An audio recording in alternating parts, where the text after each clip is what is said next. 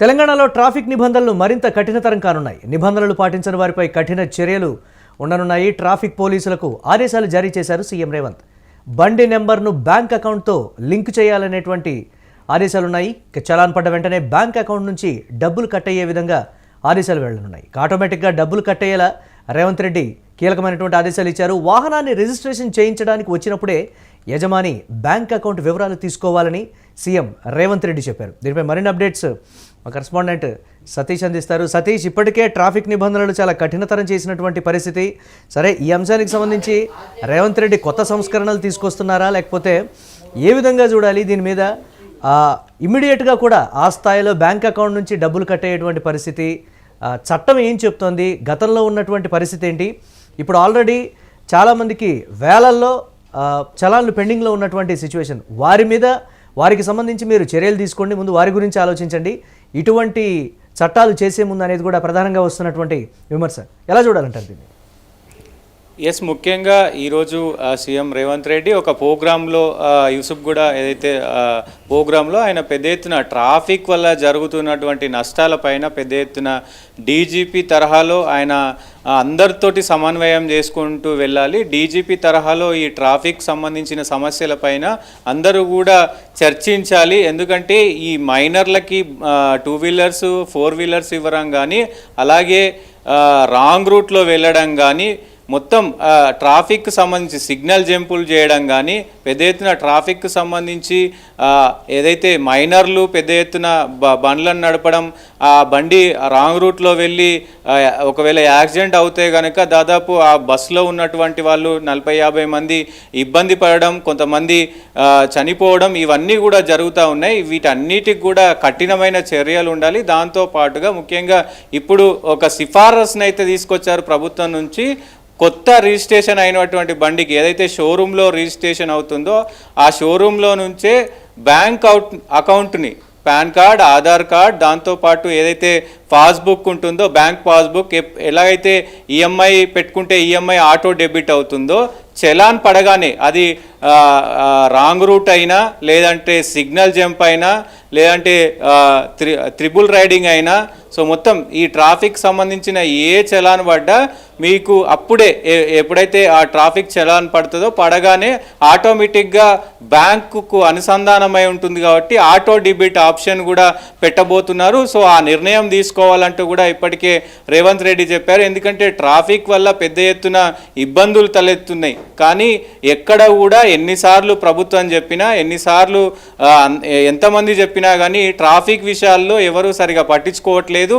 ముఖ్యంగా తెలిసిన వాళ్ళు కూడా, అంటే ముఖ్యంగా మంచి బాధ్యతలో ఉన్నటువంటి వాళ్ళు కూడా చిన్న పిల్లలకి 2 వీలర్స్ ఇవ్వడం, అలాగే కార్లు ఇవ్వడం, వాళ్ళు స్పీడ్గా వెళ్ళి ఏదైతే ఔటర్ రింగ్ రోడ్ పైన ఇప్పటికే పలుమార్లు యాక్సిడెంట్లు అవ్వడం, హైవేల పైన 2 వీలర్స్ పైన కూడా వెళ్ళి, అంటే రాంగ్ రూట్లో వెళ్ళి యాక్సిడెంట్లు అవ్వడం, ఇవన్నీ కూడా దురదృష్టకరం అంటూ చెప్తూనే ఒకవైపు ఇలాంటి కఠిన చర్యలు తీసుకుంటేనే వీటన్నిటికి కూడా ముఖ్యంగా చెక్ పెట్టే అవకాశం ఉంటుంది. ప్రభుత్వ నిర్ణయాన్ని కొంచెం, అంటే ప్రజలకు ఇది ఇబ్బందికరం అయినప్పటికీ కూడా ఇప్పుడు ప్రభుత్వం తీసుకున్నటువంటి నిర్ణయం మనకి ఏదైతే సూచనలు, సిగ్నల్స్, ట్రాఫిక్ సిగ్నల్స్ని పాటించి ట్రాఫిక్ రూల్స్ని పాటిస్తే కనుక ₹1 కూడా మీరు కట్టనవసరం లేదంటూ కూడా చెప్తున్న పరిస్థితులు అయితే కనబడుతూ ఉన్నాయి. ఇప్పటికే పలుమార్లు గతంలో ఏదైతే ఈ ట్రాఫిక్ చలాన్ల గురించి డిస్కౌంట్ల రూపంలో పెద్ద ఎత్తున అంటే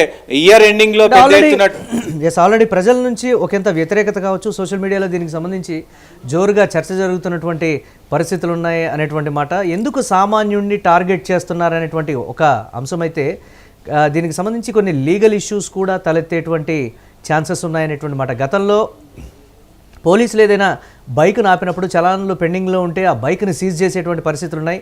దానికి సంబంధించి కూడా గతంలో కోర్టు స్పందించినటువంటి సిచ్యువేషన్ ఉంది. ఇది కామన్ మ్యాన్ బాగా ఎఫెక్ట్ అయ్యేటువంటి పరిస్థితి ఉంటుంది. కాబట్టి కొన్ని అకౌంట్స్లో డబ్బు లేకపోవడం కావచ్చు, మైనస్లో ఉండటం, లేకపోతే ఈఎంఐ కోసం కొంత దాచుకోవడం కావచ్చు, ఒక్కొక్కసారి అన్ఎక్స్పెక్టెడ్గా కూడా జరిగేటువంటి పరిణామాలు ఉంటే చాలా ఎఫెక్ట్ పడేటువంటి సిచ్యువేషన్ ఉంటుంది అనేటువంటి మాట. దీనికి సంబంధించి ఏమైనా లీగల్గా ఇష్యూస్ తలెత్తేటువంటి ఛాన్సెస్ ఉన్నాయా? స్పందన ఏంటి అసలు దీని మీద? అయితే ముఖ్యంగా ఇంకొక మాట రేవంత్ రెడ్డి చెప్తూ గతంలో ఏదైతే ఈ డిస్కౌంట్కి సంబంధించి దాదాపు టూ వీలర్కి అయితే 85% డిస్కౌంట్ ఇచ్చారు. సో ఇవన్నీ కూడా ఇప్పుడు ఉండవు. సో ఇవన్నీ మర్చిపోవాలి. ఇప్పుడు ఏదైతే ట్రాఫిక్ చలాన్లు ఉన్నాయో అవన్నీ మీరు క్లియర్ చేసుకోవాలి.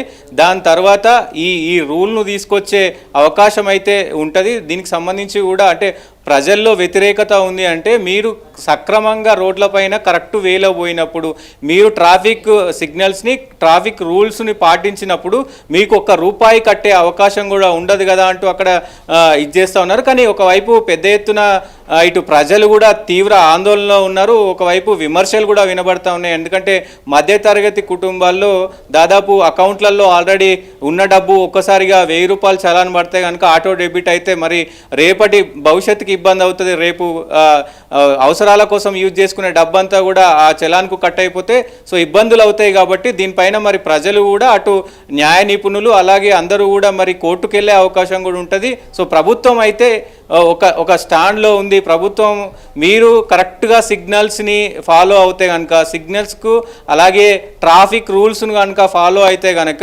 ₹1 కూడా ప్రభుత్వానికి కట్టనవసరం లేదు అనేది కూడా వాళ్ళు చెప్తా ఉన్న పరిస్థితులు అయితే కనబడతా ఉన్నాయి. ఎస్, అంటే దీన్ని కాంగ్రెస్ పార్టీ ఏం చెప్తుంది ఈ అంశాన్ని? రేవంత్ రెడ్డి కంటిన్యూస్గా సంస్కరణల అమలు చేసేటువంటి దిశగా కొత్త సంస్కరణలు తీసుకొస్తున్నారని చెప్తున్నారా, లేకపోతే గతంలో కొన్ని అంశాల్లో ప్రభుత్వం వ్యవహరించినటువంటి తీరు వల్ల కామన్ మ్యాన్ ఏ విధంగా అయితే బాధపడ్డారో, కొన్ని నెలల పాటు ఆ ఎఫెక్ట్ ఉండి ఏ విధంగా అయితే ప్రభుత్వం మీద వ్యతిరేకత ఫామ్ అయిందో ఈ అంశంలో కూడా అదే విధమైనటువంటి వ్యతిరేకత వచ్చేటువంటి అవకాశం ఉందని కూడా చాలామంది చెప్తున్నటువంటి పరిస్థితి. కాంగ్రెస్ పార్టీ ఏం చెప్తుంది రేవంత్ రెడ్డి కంటిన్యూస్గా చేస్తున్నటువంటి పథకాల విషయంలో కావచ్చు, లేకపోతే తీసుకొస్తున్నటువంటి ఈ తరహా సంస్కరణల విషయంలో కావచ్చు?